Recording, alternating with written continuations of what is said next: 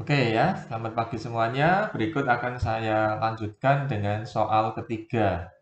Ya, jadi soal ketiga di sini eh, yang kita ketahui di sini ada PT Baruna. Ya, jadi PT Baruna ini memiliki saldo piutang dagang sebesar 150.000. Ya, saldo piutang dagang sebesar 150.000 pada akhir periode ini saya rasa ya. Nah, kemudian dia menggunakan metode cadangan pendekatan neraca, yaitu dengan daftar umur piutang. Ya, jadi seperti yang teman-teman bisa lihat di layar, ya, teman-teman bisa lihat di layar. Di sini, eh, ya, ya, ya, yang bisa lihat di layar di sini umur piutangnya diklasifikasikan dalam 5 klasifikasi. Ya, jadi yang pertama adalah belum jatuh tempo. Ya, yang kedua adalah jatuh terlambat 1 sampai 30 hari. Yang kedua adalah terlambat 31 sampai 60 hari.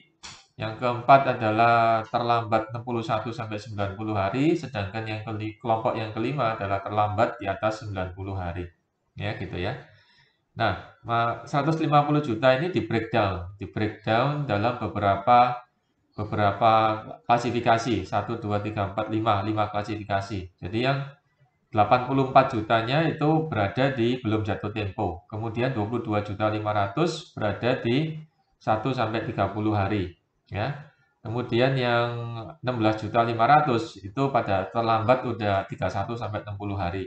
Ya, yang nilai 19.500.000 itu terlambat 61 sampai 90 hari dan yang terlambat di atas 90 hari itu nilainya adalah 7,5 juta.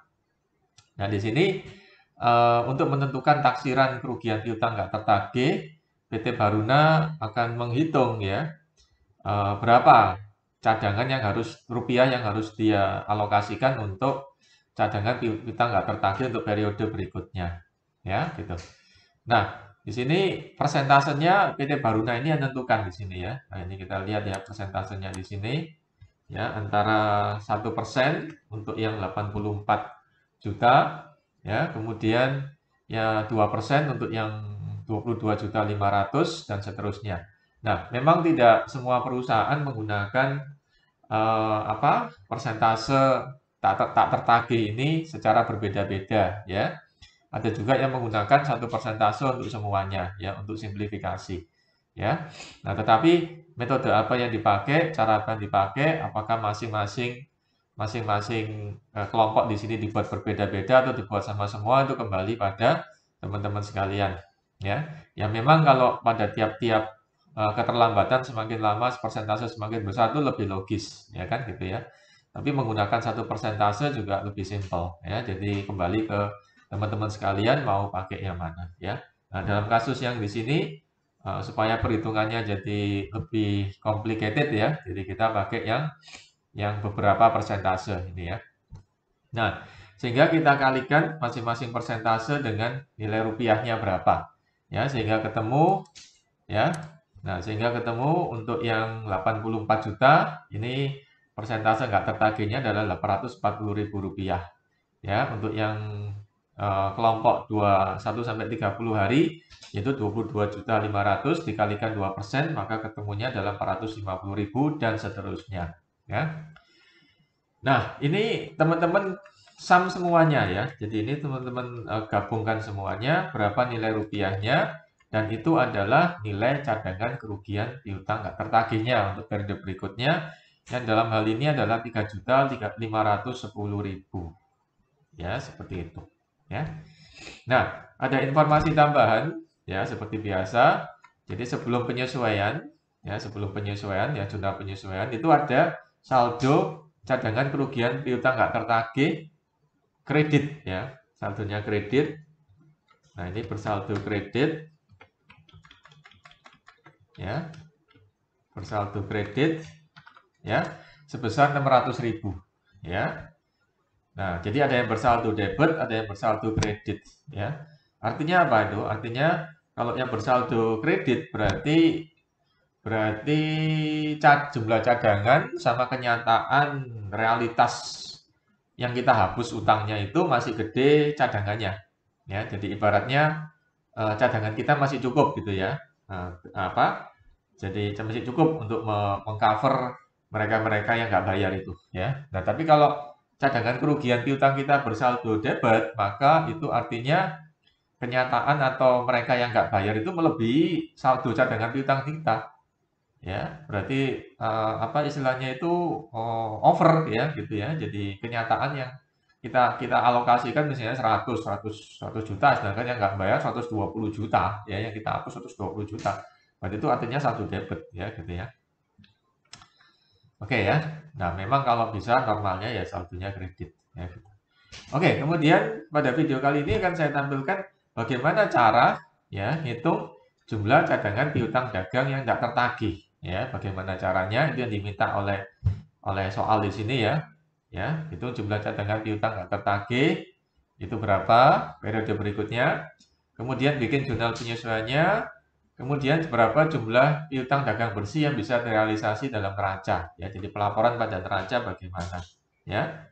Nah, oke ya. Nah, akan saya tampilkan solusinya. Caranya bagaimana berikut penjelasannya ya. Nah, ini sesuai permintaan dari Pak Haryono ya. Jadi sesuai permintaannya Pak Haryono seperti gitu ya. Jadi kita diminta untuk mencari solusinya. Nah, solusinya adalah ya, oke ya. Jadi solusinya untuk menghitung jumlah cadangan piutang nggak tertagih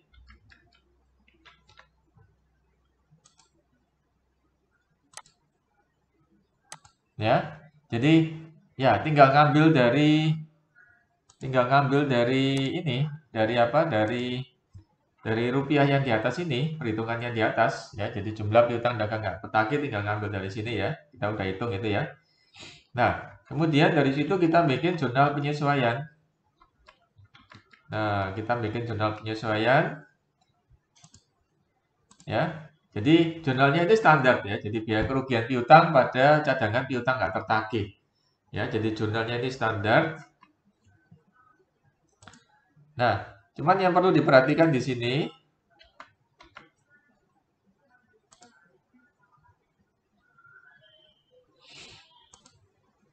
ya. Jadi yang perlu diperhatikan di sini adalah ini teman-teman ya. Jadi biaya kerugian piutang itu kan 3 juta, taksirannya kan 3.510.000. Nah, di sini eh, saldo cadangan piutang nggak tertagihnya udah ada 600.000. Berarti kita kurangkan gitu ya. Nah, kita kurangkan ya. Nah, kita kurangkan karena ini adalah saldo kredit ya. Jadi teman-teman bisa lihat di sini di rumusnya ya. Jadi 3.510.000 dikurangi 600.000 ya. Jadi dikurangi 600.000 ya, sehingga yang kita alokasikan hanya 2.910.000 ya. Nah, jadi 2.910.000. Sedangkan jurnalnya sama ya, teman-teman ya. Jadi biaya kerugian piutang pada cadangan piutang nggak tertagih seperti itu. Nah, kemudian yang C, ini Pak Aryono minta kita juga untuk menghitung berapa jumlah piutang dagang bersih atau nilai realisasi bersih yang dilaporkan pada neraca di akhir tahun ya, di akhir periode. Itu tampilannya kayak apa? Nah, begini ya teman-teman tampilannya. Tampilannya adalah nah begini ya. Jadi neracanya bentuknya nanti piutang dagangnya yaitu jumlahnya ini 150 juta. Tadi kan saldo piutang dagangnya kan 150 juta.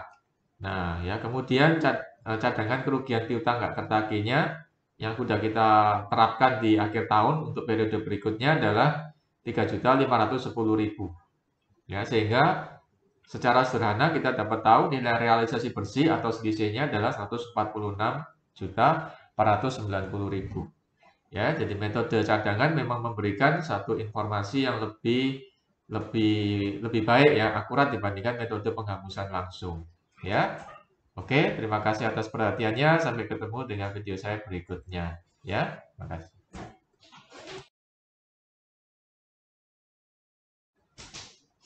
Oke ya, selamat pagi semuanya. Nah, pada kesempatan kali ini saya akan sharingkan ya, men-sharingkan ini bagaimana cara kita memecahkan masalah satu soal akuntansi piutang ya, di mana kita diminta untuk menilai piutang dagang yang diperkirakan tidak tertagih sama bikin jurnal penyesuaiannya. Ya. Nah, ini kalau kita lihat dari kasusnya di sini, maka ini adalah metode pendekatan neraca. Ya, jadi metodenya adalah pendekatan neraca karena di sini adalah analisis umur piutang. Ya, dan di sini analisis umur piutangnya dibagi menjadi 5 kelompok. Ya, jadi yang jatuh tempo hari ini nilainya berapa, yang jatuh tempo yang sudah terlambat 1 sampai 30 hari, nilainya berapa, 31 sampai 60 hari berapa, dan seterusnya. Dan totalnya adalah nilai piutang dagangnya pada saat ini, pada saat akhir tahun ini adalah 300 juta. Nah, di sini untuk mengetahui berapa taksiran piutang dagang nggak tertagih, ya jadi nilai taksiran piutang dagang nggak tertagih ini adalah nilai taksiran ya, nilai taksiran saya tambahkan taksiran piutang dagang nggak tertagih, ini taksiran ya, ini berapa? Sekaligus sama jurnal penyesuaiannya ya. Nah, sebelum penyesuaian ada saldo kredit dari rekening cadangan kerugian piutang sebesar 1,3 juta ya. Oke ya, kita langsung teruskan dan kita bahas bagaimana caranya ya, gitu ya. Oke. Jadi untuk yang nilai piutang dagang nggak tertagih ini jumlahnya 7.020.000 ya. Ya, jadi 7.020.000 ini berasal dari masing-masing kelompok kemudian dikalikan dengan persentasenya sehingga ketemu rupiahnya. Dari rupiah ini kita total semuanya sehingga ketemu ketemu taksiran nilai piutang dagang nggak tertagih yaitu 7 juta. Ya, jadi ini adalah analisisnya ya. Nah, jadi ini adalah solusinya. Nah, kemudian yang kedua kita diminta untuk menghitung jurnal penyesuaiannya. Ya, jadi jurnal penyesuaiannya. Nah, ini adalah solusinya. Jadi kan target kita kan 7.020.000. Nah, kemudian kita udah ada saldo kredit 1,3 juta, berarti minus 1,3 juta, ya. Sehingga yang kita butuhkan hanya 5.720.000, ya. Jadi ini saya perjelas, jadi ini adalah taksirannya kan 7.020.000. Kemudian saldo akhir, ya saldo akhirnya kan kita udah punya 1,3 juta ya saldo kredit ya. Sehingga kita hanya butuh 5.720.000 untuk menambahkan ini ya gitu ya. Jadi kita di jurnalnya kita tulis 5.720.000 ya. Jadi jurnalnya standar aja ya. Jadi biaya kerugian piutang sama cadangan piutang nggak tertagih ya. Jadi seperti itu ya solusinya ya teman-teman sekalian ketika kita menghadapi soal atau kasus seperti begini ya. Oke ya, semoga dengan pencerahan ini menjadi lebih kreatif dan bisa memecahkan masalah dalam administrasi keuangan akuntansi. Ya, oke ya, saya Thomas Krisna, terima kasih dan sampai ketemu di video saya berikutnya. Ya.